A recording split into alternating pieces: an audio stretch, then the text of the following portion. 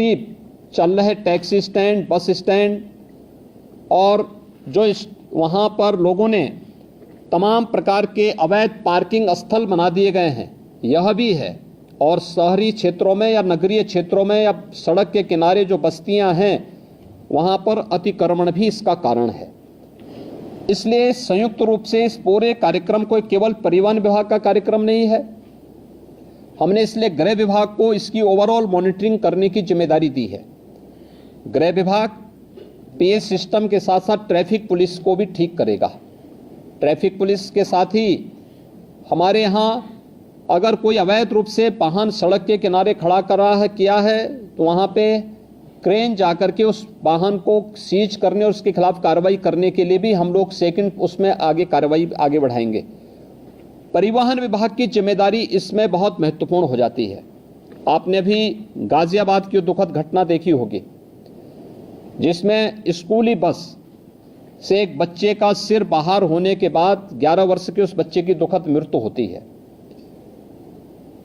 दुखद मृत्यु के बाद जब बस का फिटनेस के कागज मांगेगा तो उसकी फिटनेस ही नहीं थी।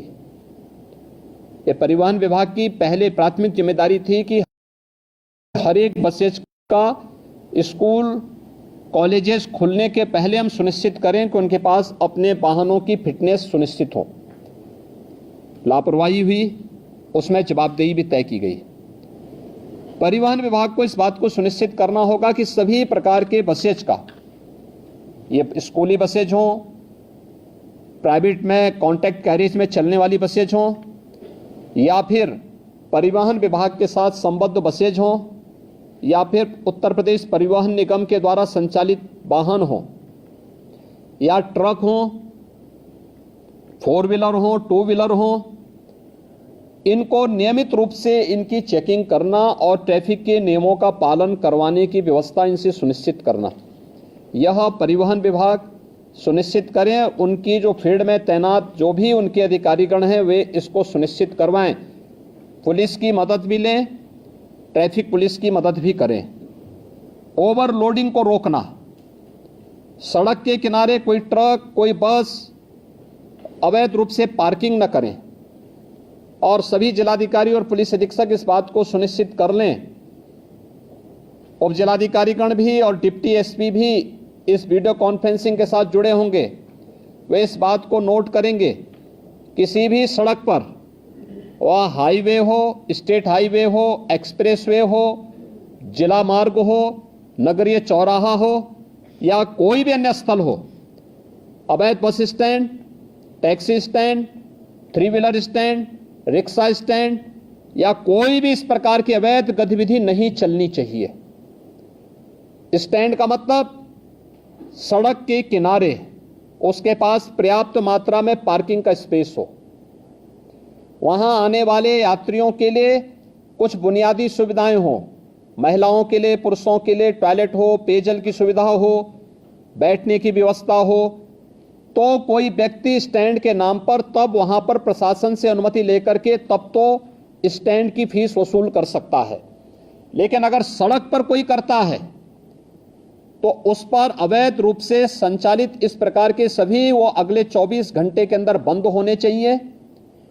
बंद होने के साथ ही हमें सुनिश्चित करें कि अगर कोई व्यक्ति इस तरीके के उसको करने का अभ्यस्त है तो उसमें एफआईआर लॉन्च करके, गैंगस्टर के अंदर एफआईआर लॉन्च करके उसमें फिर हमें उसकी पूरी संपत्ति को जब्त करना चाहिए। उसने इस प्रकार के अवैध वसूली से जो पैसा कमाया है वह राजकोष में वो पैसा आना चाहिए, इसकी कार्रवाई हमारी आगे बढ़ जानी चाहिए। इसलिए अवैध रूप से स्टैंड नहीं चलेंगे। लखनऊ अगर हम अयोध्या की ओर से आते हैं या बाराबंकी की ओर से आते हैं या कानपुर की ओर से आते हैं, कई कई किलोमीटर तक हम लोग देखते हैं ट्रक्स खड़े हैं हाईवे के किनारे। क्यों खड़े हैं? बहुत बार एक्सीडेंट के कारण भी बनते हैं। ये सड़क के किनारे कोई वाहन खड़ा नहीं होगा। नियमित पेट्रोलिंग करना, परिवहन विभाग और गृह विभाग इस बात को सुनिश्चित करेंगे, पेट्रोलिंग सुनिश्चित करते हुए सड़क के किनारे कोई भी इस प्रकार के वाहन खड़े नहीं होंगे, उनके लिए पार्किंग का स्पेस उपलब्ध करवाइए, या अन्यथा वो सड़क पर चलते रहें। ढाबा भी अगर पार्किंग के लिए नहीं है तो ढाबा को भी, इस प्रकार के अवैध ढाबों को भी आप सड़क के किनारे से हटाएंगे। एक्सप्रेस हाईवे हो, पीडब्ल्यूडी से जुड़े हुए मार्ग हो, नगर विकास से जुड़े हुए हो या किसी भी अन्य विभाग से जुड़े हुए मार्ग हो, अवैध अतिक्रमण इनमें से सब जगह हट जाना चाहिए। हर हाल में हम इस बात को सुनिश्चित करें, ये सभी संबंधित विभाग इसके साथ जुड़ेंगे। मुझे आश्चर्य होता है कि बच्चों को पहले स्कूलों में ट्रैफिक के नियमों के बारे में जानकारी बताई जाती थी। आज ये सभी चीजें पाठ्यक्रम से एक प्रकार से नदारद सी हो चुकी हैं। मैंने प्राथमिक शिक्षा, माध्यमिक शिक्षा, उच्च शिक्षा, इन सभी से मैंने कहा था कि हर जनपद में प्रधानाचार्यों की ट्रेनिंग का एक कार्यक्रम, मुझे विश्वास है कि सभी जगह हुआ होगा। जिन लोगों ने ट्रेनिंग ली है, विद्यालय के प्रिंसिपल होंगे, प्रधानाचार्य होंगे, प्राचार्य होंगे, वे सभी अपने अपने विद्यालयों में ट्रेनिंग के साथ साथ बच्चों में अब एक हम लोग हैंडबिल हर जनपद में सूचना विभाग की तरफ से भेज रहे हैं। इस हैंडबिल का प्रकाशन हर एक बच्चे के पास ये हैंडबिल पहुंच जाए, कॉमन मैन के पास भी पहुंचे, चौराहे पर जहां पर हमारे पब्लिक एड्रेस सिस्टम हो वहां पे भी ये पहुंचे, हमें क्या करना है क्या नहीं करना है। अच्छा हैंडबिल बनाने का प्रयास हुआ है। बच्चों को बताने की व्यवस्था, उनको स्कूल में बताना, हम सड़क पे चल रहे हैं, हमें कैसे चलना, पैदल चल रहे हैं, कहां से हमें सड़क क्रॉस करनी है, हम टू व्हीलर में जा रहे हैं, हमें किन नियमों का पालन करना है, हम फोर व्हीलर में चल रहे हैं, हमें किन नियमों का पालन करना है, हमें टू व्हीलर, फोर व्हीलर या सड़क पे चलते समय मोबाइल फोन या ईयरफोन का इस्तेमाल करना है नहीं करना है, इसके लिए क्या सावधानी बरतनी है। ये सभी चीजें सामान्य जानकारी है। इन सभी सामान्य जानकारियों को अगर हम स्कूली बच्चों को देंगे तो वे बच्चे अपने घर में अपने अभिभावक को भी बताने में थोड़ा सफल हो सकते हैं, बता सकते हैं। और हर एक स्कूल कॉलेजेस में इस प्रकार की डिबेट भी होनी चाहिए, कार्यक्रम भी होने चाहिए। अगले 2 दिन विद्यालय चलेंगे, उन 2 दिनों के अंदर हम इन कार्यक्रमों को वहां पर लागू करने का प्रयास करें। कहीं प्रभात फेरी निकले, कहीं इस पे टॉक हो, कहीं यहाँ पर डिबेट हो, कहीं यहाँ पर कुछ अन्य कार्यक्रम चलने चाहिए। ये स्कूल कॉलेजेस की एक जिम्मेदारी बनती है और इसके बारे में हमें प्रतियोगी कार्यक्रम भी वहां पर आगे बढ़ाने चाहिए। इसके अलावा हम इसमें तमाम अन्य संगठनों की भी सहयोग, स्वयंसेवी संगठन होंगे, सड़क सुरक्षा से संबंधित जानकारी देने वाले तमाम अन्य सामाजिक संगठन होंगे, उनका भी हम इसमें मदद लें। इसमें हम लोगों से इस बात को सुनिश्चित करें कि सड़क स्टंट करने की जगह नहीं है। ओवर ब्रिजेज या फ्लाईओवर के ऊपर जो स्टंट होते हैं, जो युवा स्टंट कर रहे हैं अपने बाइक से, हर हाल में इसको रोकना। बाइक से चल रहे हैं तो हेलमेट अनिवार्य करने की आवश्यकता है, बताने की आवश्यकता। 1 सप्ताह अवेयरनेस के कार्यक्रम चलाइए, पहले अवेयरनेस और फिर अगर अवेयरनेस के बाद आपको लगता है कि अब हमें इन्फोर्समेंट की आवश्यकता होती है तो उसके बाद फिर हमें इस कार्यक्रम को उसके बाद फिर आगे बढ़ाना चाहिए। इसलिए पब्लिक एड्रेस सिस्टम को सक्रिय करने और उनका उपयोग करने के लिए ही हमने इस बारे में कहा। हैंडबिल का वितरण, होर्डिंग्स लगाना, हर एक जनपद में, हर एक चौराहे पर, हर एक स्तर पर सूचना विभाग से इसके बारे में पूरी जानकारी लेकर के सावधानी बरतने की दृष्टि से अच्छे होर्डिंग्स परिवहन विभाग के द्वारा, गृह विभाग के द्वारा, नगर विकास विभाग के द्वारा, पीडब्ल्यूडी के द्वारा, अन्य सभी संबंधित शिक्षा विभाग के द्वारा, इनके द्वारा हर एक स्तर पर लगाने की आवश्यकता है। इसके पोस्टर बनाए जा सकते हैं, एलईडी में, एफएम रेडियो पर, लोकल स्तर पर इसके हम तमाम कार्यक्रम इसके आगे बढ़ा सकते हैं। ये चीजें हम सुनिश्चित करें। परिवहन विभाग इस बात को सुनिश्चित करें कि जो वह ड्राइविंग लाइसेंस देते हैं हम ऑनलाइन तो दें, लेकिन इस बात को सुनिश्चित करें कि ट्रैक पर भी हम उनकी एक बार देखें कि वह इस योग्य है कि नहीं है कि हम उसे ड्राइविंग लाइसेंस दे सकें। अन्यथा खैरात के भाव बांटने की वो बंद करिए और आरटीओ के कार्यालय दलालों से मुक्त हो, किसी भी प्रकार की दलाली की गतिविधि वहां न चले। इस बात को भी हर एक जनपद में जिलाधिकारी और पुलिस अधीक्षक की टीम सुनिश्चित करें। ओवरलोडिंग को रोकने की कार्रवाई, जहां से ओवरलोडिंग हो रही है उसी केंद्र पर रोकना। ऐसा नहीं कि आप सड़क पे लेके आ रहे हैं और सड़क पर लेकर आने के बाद फिर सड़क पर अवैध रूप से जाम लग रहा है, लंबा जाम में लोगों को फंसना पड़ रहा है। जहां से हो रहा है वहां से आप बोलिए कि 5 टन की क्षमता है तो उसमें 15 टन नहीं जाएगा या 10 टन नहीं जाएगा। जितनी क्षमता होगी उसी हिसाब से आप उसको रिलैक्सेशन दे सकते हैं, लेकिन उससे ज्यादा नहीं। सड़कें खराब होती हैं और फिर उसके बाद जहां मर्जी आती है वहां वो अपना ट्रक और अपना वाहन खड़ा करके शेष अन्य लोगों के भी आना जाने को पूरी तरह बाधित करते हैं। अच्छा होगा जिस दिन स्कूल कॉलेजेस बंद होंगे उस दिन हम अभिभावकों के साथ भी इस प्रकार की चर्चा करें, सड़क सुरक्षा पे चर्चा करें कि आप अपने पाले को लेके स्कूल आ रहे हैं तो कम से कम हेलमेट पहन करके आए। बाइक से आ रहे हैं हेलमेट पहन के आए, 4 व्हीलर से आ रहे हैं तो सीट बेल्ट को लगा करके आए। बच्चे को सड़क सुरक्षा के बारे में, कहां से सड़क क्रॉस करनी है इसके बारे में जानकारी दें। ऐसा नहीं कि कहीं भी वो क्रॉस कर रहा है और बिना देखे चल रहा है, चपेटे में आएगा तो उसके बाद फिर बोलने की आवश्यकता नहीं। इन चीजों को हम उसके बारे में देखें। सड़क सुधार से संबंधित जो अन्य मामले हैं जिसमें लोक पीडब्ल्यूडी का है, एनएच का है, एनएचईआई है, यूपीडा है, ईडा है, इसमें ब्लैक स्पॉट को सुधारने की कार्रवाई। ब्लैक स्पॉट के बारे में हम लगातार कहते रहे हैं। साइनेजेज कहां पे हमें लगाने हैं? पहले सड़कों पर वाहन कम थे, हर एक जगह लगाया जाता था। आगे अंधा मोड़ है, आगे पुल है, आगे स्कूल है, आगे हॉस्पिटल है, आज ये सभी साइनेजेस हट चुके हैं। इसको फिर सभी संबंधित विभाग अपने अपने उसमें सुनिश्चित करें। आगे बाजार है, ये सभी चीजें लगनी चाहिए। स्पीड कितनी होनी चाहिए, स्पीड लिमिट भी उसमें लिखें। हमें तय करना होगा कि कोई भी ओवर स्पीडिंग ना हो, इसके कारण किसी की गति सीमा के बारे में हम सुनिश्चित करें, अवैध ढाबों के बारे में हम सुनिश्चित कर लें। और इसके अलावा हमें इन चीजों के बारे में भी तय करना होगा कि टोल प्लाजा में ओवर स्पीडिंग और ओवरलोडिंग के बारे में हमें इन चीजों को वहां पे सुनिश्चित करना होगा। ब्रेथ एनालाइजर को भी उपयोग करके चालकों के परीक्षण की कार्रवाई को करना। खनन विभाग के साथ मिलकर के हमें जनपद के अंदर इल्लीगल माइनिंग को रोकना और इल्लीगल माइनिंग के साथ साथ ओवरलोडिंग को भी उसके साथ रोकना है। जिलाधिकारी, पुलिस अधीक्षक माइनिंग विभाग के साथ मिलकर के इसको सुनिश्चित करेंगे हर जनपद में कि इल्लीगल माइनिंग भी नहीं होनी है और ओवरलोडिंग भी रोकना है। पहले अवेयरनेस के कार्यक्रम करें और वहां पे उसके पहले जहां से शुरू हो रहा वहीं से आप इस कार्यक्रम को शुरू कर देंगे। सड़कें अपने आप साफ सुथरी दिखाई देंगी। इसके अलावा स्वास्थ्य विभाग की भी इसमें बड़ी भूमिका होनी है।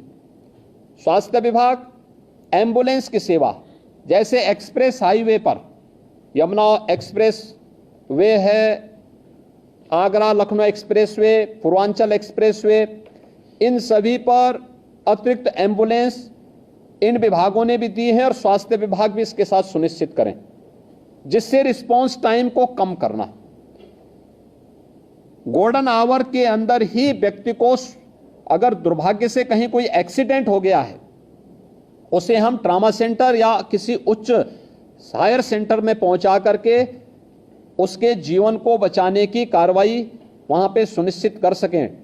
ट्रेन्ड मैन पावर, हेल्थ विभाग को मैंने कहा था, इन सभी एक्सप्रेस हाईवे से जुड़े हुए विभागों को ही मैंने कहा था कि वे इस चीज को सुनिश्चित करें।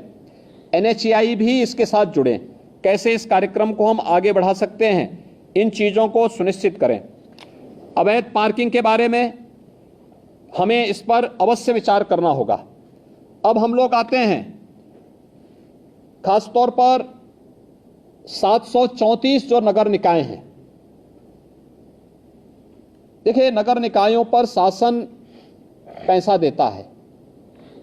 नगर निकायों को कैसे आप आत्मनिर्भर बना सकते हैं, इसके बारे में नगर विकास विभाग ने कुछ कार्रवाई प्रारंभ की है। सभी ईओ और प्रत्येक नगर पंचायत, नगर पालिका और नगर निगम के साथ जिला प्रशासन कोई नोडल अधिकारी दे करके सुनिश्चित करें कि शासन के द्वारा जो आदेश दिए गए हैं उसका पालन सुनिश्चित करवाना, उसकी इनकम को बढ़ाने की कार्रवाई करना, उन्हें आत्मनिर्भरता की ओर ले जाना। हर एक नगर निकाय आत्मनिर्भर हो सकता है, प्रयास हो। वर्षों से जमे हुए बाबुओं को थोड़ा इधर उधर भी हटाइए, जंग लग चुकी है उन पे और जंग अपने आप हटेगी, इसलिए उसको आप ठीक कर देंगे तो उसको स्थानीय स्तर पर इस कार्रवाई को करना। अवैध स्टैंड जितने भी होंगे इसको हटाने की कार्रवाई एक अगले 24 घंटे के अंदर अवैध स्टैंड तो हम हर हाल में हटा दें। कहीं भी अवैध स्टैंड नहीं चलने चाहिए, कहीं भी, हाईवे पर, एक्सप्रेसवे पर, स्टेट हाईवे पर, नगर निकाय के अंदर कहीं भी नहीं चलने चाहिए, किसी जिला मार्ग पर कहीं भी ना चले। इस बात को हम सुनिश्चित करें और जहां चलने हैं उसके लिए स्पेस उपलब्ध कराइए। आपके द्वारा उसको नोटिफाई किया जाए, बाकायदा उसको ऑप्शन निकाले जाएं और फिर वहां पे अच्छे लोगों को, माफिया प्रवृत्ति के किसी भी व्यक्ति को किसी भी ठेका पट्टे के साथ मत जुड़ने दीजिए। एक भी माफिया जुड़ेगा उसका पूरा गैंग फिर वहां पर अनैतिक और अवैध गतिविधियों का अड्डा बना देगा। हर एक माफिया की कमर तोड़ डालिए, कोई भी अवैध और अनैतिक गतिविधि उसको मत संचालित करने दीजिए। उसकी आर्थिक स्थिति अगर मजबूत होगी तो आपका जीना हराम कर देगा। उसकी आर्थिक गतिविधि को पूरी तरह ब्लॉक कर देना। और ये जितने भी अवैध स्टैंड चल रहे हैं, डग्गा मार बसें चल रही हैं, ओवर लोडिंग के कार्य चल रहा है, इसमें माफिया ग्रुप अभी भी हावी है। इसको रोकना, हर एक हाल में रोकना। मंत्री समूह जून प्रथम सप्ताह में हर जनपद में जाएगा। फिर से मैं भी हर जनपद में जाऊंगा, मेरे पास भी अनेक हर जनपद की रिपोर्ट प्रतिदिन आती है। उस समय मेरे पास किसी भी जनपद से कोई नकारात्मक रिपोर्ट नहीं दिखनी चाहिए और इस बात को सुनिश्चित करना है।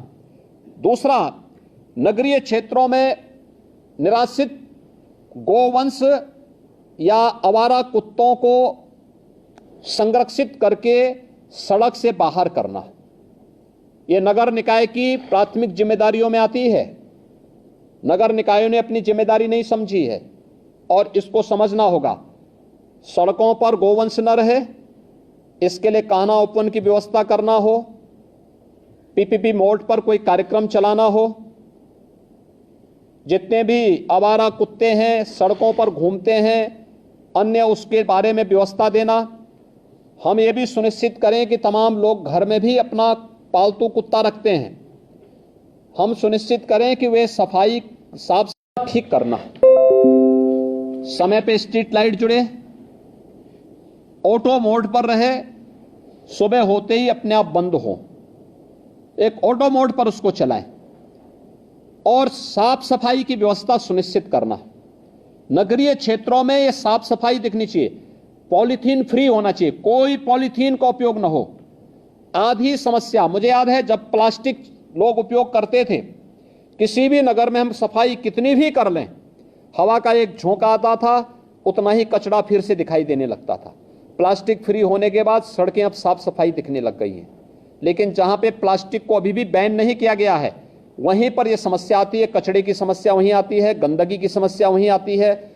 प्लास्टिक हर हाल में बैन किया गया है, उसको कतई आप लोग अलाउ मत होने दीजिए। हर नगर निकाय वहां का जिस उप जिलाधिकारी के अधीन आ रहा है, वो उप जिलाधिकारी, वहां के डिप्टी एसपी, जिलाधिकारी और पुलिस अधीक्षक इस बात को सुनिश्चित करेंगे कि इसको हम लोग किसी भी स्थिति में वहां पे नहीं चलने देंगे और उसको वहां से हटाएं और साफ सफाई की व्यवस्था सुनिश्चित करें। आईटीएमएस 17 के 17 नगर निकाय जो नगर निगम हमारे हैं, इसमें आईटीएमएस 10 में स्मार्ट सिटी मिशन के अंतर्गत है तो बन चुका है या बन रहा है। शेष 7 में राज्य सरकार, राज्य शासन की ओर से, नगर विकास की ओर से आईटीएमएस बनना है। आईटीएमएस को सेफ सिटी के साथ जोड़ना, गृह विभाग के साथ जोड़ना और सभी नगर 17 के 17 नगर निगमों के साथ साथ नोएडा, ग्रेटर नोएडा में भी हम इसको सुनिश्चित करवा लें कि इसको हम सेफ सिटी के साथ जोड़ेंगे और सेफ सिटी मिशन के अंतर्गत हम इस कार्यक्रम को आगे बढ़ाएंगे। हम जो सिटी के अंदर होर्डिंग लगाते हैं, बेतरतीब होर्डिंग बंद करवाइए। देखिए, स्मार्ट सिटी मिशन की एक शर्त है ये कि बेतरतीब होर्डिंग हटनी चाहिए और हमें हर हाल में इसको सुनिश्चित करना होगा। हर एक नगर निकाय के अंदर हम इसको सिस्टम के साथ जोड़ें। हम वहां पर इस बात को सुनिश्चित करें कि कहां पे हमारी होर्डिंग लगनी है, कहां पे हम लोग उसको स्क्रीन के साथ जोड़ सकते हैं, कहां पर हम उसको अन्य उसके साथ जोड़ सकते हैं, जिससे नगर के अंदर घुसते ही अच्छा दिखाई दे। कोई भी नगर निकाय ऐसा होना चाहिए जो आपका वहां की स्वच्छता ही वहां का पहला प्रतीक बन जाए।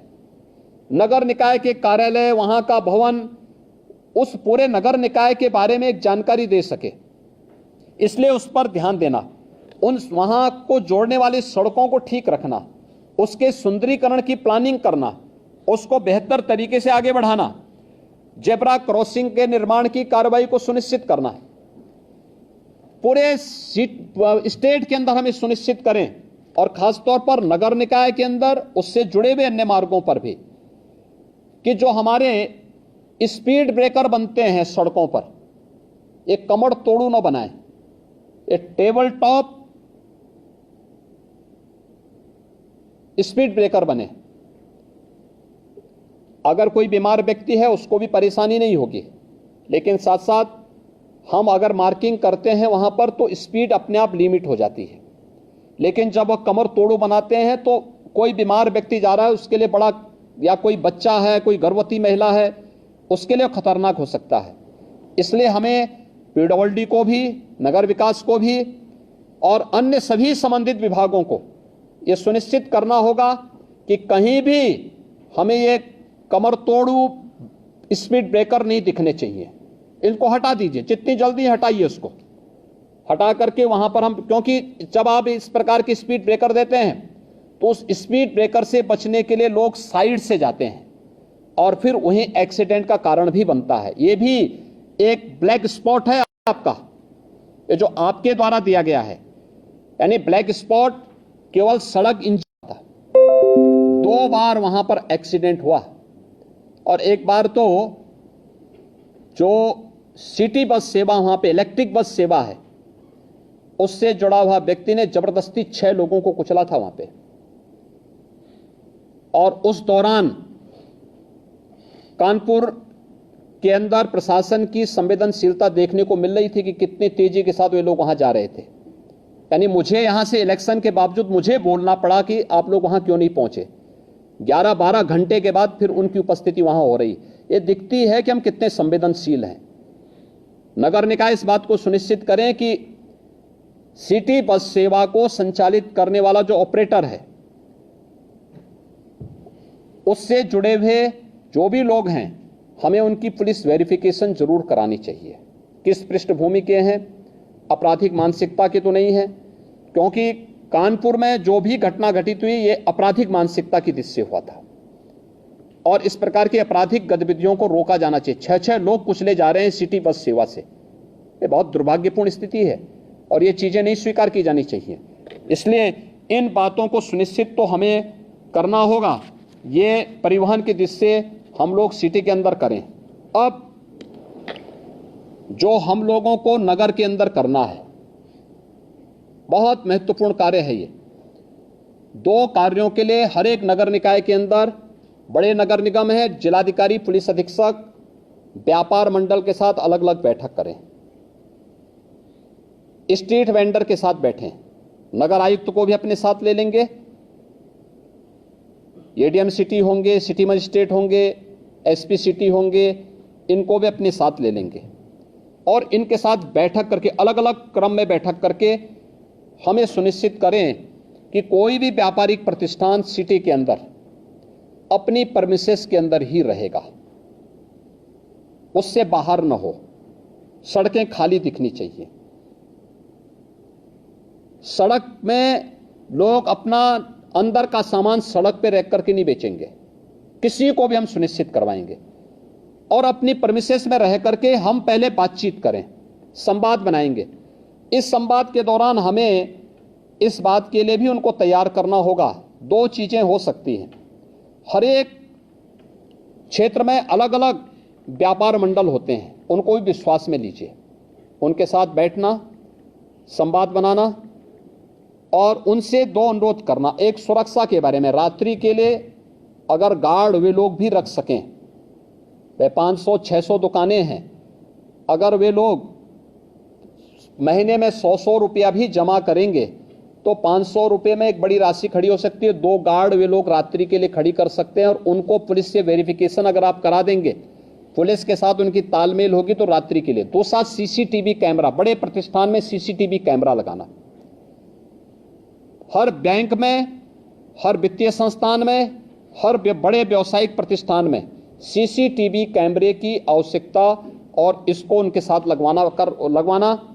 दूसरा, व्यापारिक गतिविधि अपने प्रेमिसेस के अंदर ही होगा, बाहर सड़क पे नहीं। सड़क में सामान फेंक करके, फैला करके लोग जो बेचते हैं, इसको हर हाल में अगले 1 सप्ताह के अंदर हमें इसे समेटना होगा और वे अपने प्रेमिसेस के अंदर करेंगे।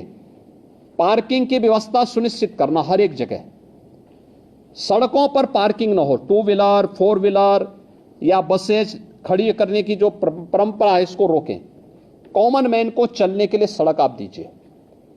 दूसरा, स्ट्रीट वेंडर के साथ संवाद बनाना।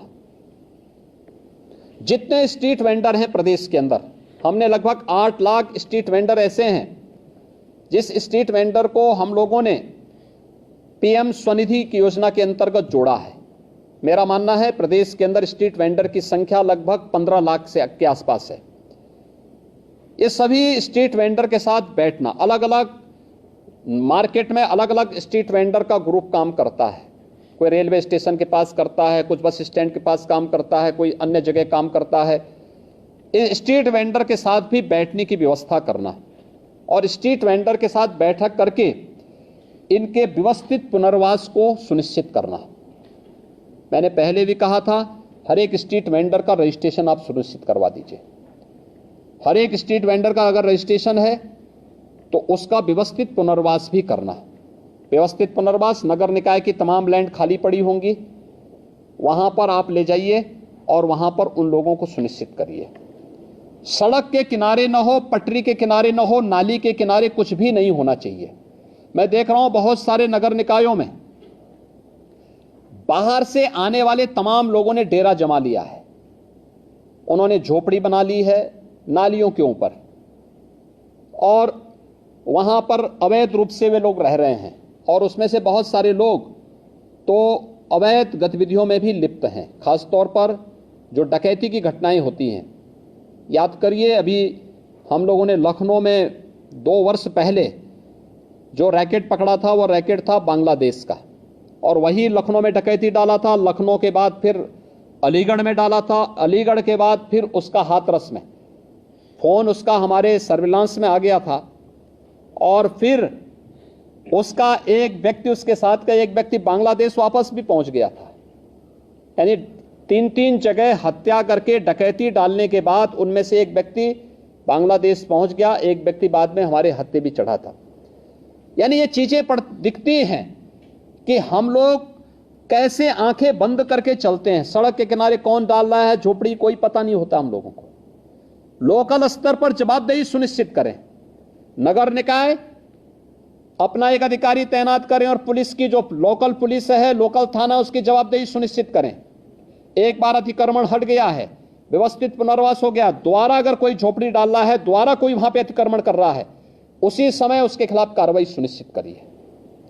जो व्यक्ति पुलिस का हो, नगर निकाय का हो, उस क्षेत्र में स्वच्छता के साथ जुड़ा होगा या उस क्षेत्र का इंस्पेक्टर होगा, कोई तो सुपरवाइजर होगा, कोई तो होगा। ऐसा तो है नहीं कि नगर निकाय इतना बड़ा उसके पास मैन पावर है और उसका कोई व्यक्ति सुपरविजन करने वाला नहीं है। यह हम सुनिश्चित करें कि कोई भी व्यक्ति फिर से वहां पर वो न करने पाए। ये अवैध गतिविधियों का केंद्र बिंदु नगर निकाय के किनारे, सड़क के किनारे झोपड़ी डाल करके दिन भर वहां पर लोग अपनी तमाम गतिविधियों को संचालित कर रहे हैं, ये कतई नहीं हो सकता। और संवाद बना करके, जो पहले से चले आ रहे स्ट्रीट वेंडर हैं, संवाद बनाइए और फिर उनको 2-3-4 स्थान दिखाइए। तमाम स्पेस हैं आपके पास, उन स्पेस में से किसी एक जगह व्यवस्थित पुनर्वास करिए। उनके लिए छोटे छोटे अगर आप लोग वहां पे दुकानें बना सकते हैं, कुछ अच्छे मॉडल खड़ा कर सकते हैं, उनको एक निश्चित किराए के साथ महीने में आप 50 रुपये 100 रुपये, नगर निकाय की इनकम भी बढ़ेगी, सफाई कर्मी दे दीजिए और वे व्यवस्थित रूप से वहां बसेंगे। सब्जी मंडी है या कोई भी इस प्रकार की मंडी है, उसको भी व्यवस्थित रूप से करना, सफाई के साथ जोड़ना, एक सिस्टम के साथ जोड़ना, अपनी परमिसेस में ही उसकी अनुमति देना। कहीं ट्रांसपोर्ट नगर है, ट्रांसपोर्ट नगर जहां है वहीं से ट्रांसपोर्ट की गतिविधि हो। सिटी के अंदर कब आना है, कब उन्हें अपलोड करना है, कब डाउनलोड करना है, इन सभी चीजों को एक निश्चय उसके साथ आप बना करके तय करें और संवाद बना करके तय करें। व्यापार मंडल को विश्वास में लीजिए, चैम्बर ऑफ इंडस्ट्रीज को लीजिए, चैम्बर ऑफ ट्रेडर्स को विश्वास में लीजिए, स्ट्रीट वेंडर को व्यवस्थित पुनर्वास के लिए उनको विश्वास में लीजिए और देखना चाहिए कि अगले 15 दिन के अंदर प्रदेश के अंदर कोई भी नगर निकाय के अंदर हम जाएं, कोई माननीय मंत्री जाएं तो साफ सुथरा दिखना चाहिए, एक सिस्टम दिखना चाहिए, स्वतःस्फूर्त भाव के साथ गतिविधियां चलती हुई दिखाई देनी चाहिए। स्मार्ट सिटी के पीछे प्रधानमंत्री जी की जो मंशा है कि हमारी सिटी कैसे दिखनी चाहिए, उस प्रकार की मंशा को आप वहां पे पूरा कर सकते हैं। और इसको लागू करने के लिए आज मैंने ये वीडियो कॉन्फ्रेंसिंग में आप सबको बुलाया है और इसमें हर एक स्तर के अधिकारी की जवाबदेही सुनिश्चित होगी, इस बात को सुनिश्चित करेंगे। एक जो मामला मेरे पास आ रहा है जो बहुत गंभीर मामला है, इसको आप सुनिश्चित करेंगे।